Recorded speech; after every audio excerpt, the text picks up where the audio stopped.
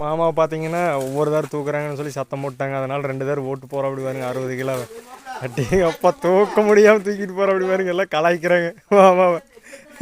சரியான கலாய்க்கிறாங்க பாருங்க எப்படின்னு. பாருங்க அங்கே பாருங்க அதான் மேடு ஏற முடியாமல் ஏறிட்டு போயிட்டுக்கிற அப்படிங்க. தார் பார்த்தீங்களா அவ்வளோ பெருசுன்னு லாங்லேருந்து பார்த்தாவே.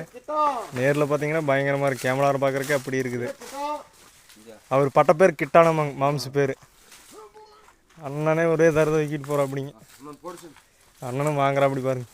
போடுறா பாருங்க அண்ணன் 2 தார் வாங்கிட்டு போகிற அப்படி.